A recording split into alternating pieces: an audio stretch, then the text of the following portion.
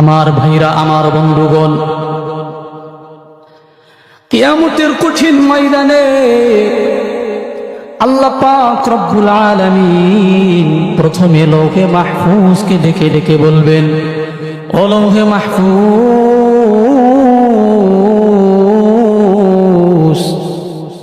আমি আল্লাহ এই আসমান জমিন সৃষ্টি করার 50,000 বছর আগে আমি আল্লাহ তোমার কাছে আমার কোরআনের জিম্মাদারি দিয়েছিলাম, তোমার কাছে আমার কোরআনের আমানত রেখেছিলাম।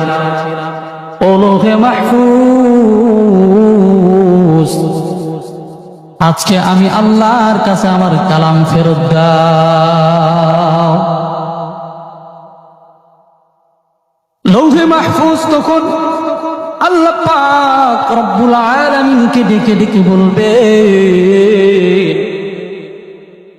ও রব্বুল আলামিন, আপনার কোরআন তো আমার কাছে নাই, কোথায় রেখেছো? আমার কাছে ফেরত দাও।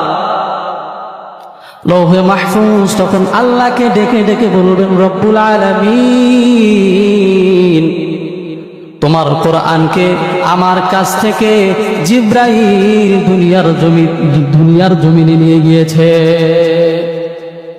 কিয়ামতের কঠিন ময়দানে আল্লাহ পাক রব্বুল আলামিন হযরতে জিব্রাইলকে ডেকে ডেকে বলবেন, ও জিব্রাইল, আমি আল্লাহর কোরআন কোথায় রেখেছো? আমি আল্লাহর কাছে ফেরত দাও। হযরতে জিব্রাইল আমার আল্লাহ রব্বুল আলামিনকে ডেকে ডেকে বলবেন, প্রভু, ও রব্বুল আলামিন, আমি জিব্রাইল তো আপনার কোরআন আমার কাছে রাখি নাই। আল্লাহ বলবেন, কোথায় রেখেছো? আমার কাছে ফেরত দাও।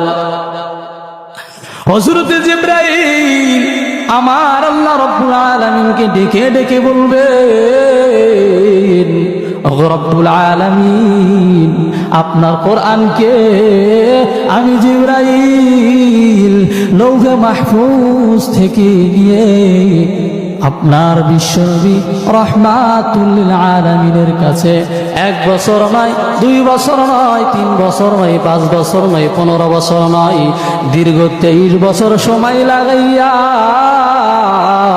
আমি জিব্রাইল দুনিয়ার মধ্যে তোমার বিশ্বনবী রাহমাতুল লিল আলামিনের কাছে আমানত দিয়ে এসেছি। চিল্লায়া বলুন সুবহান।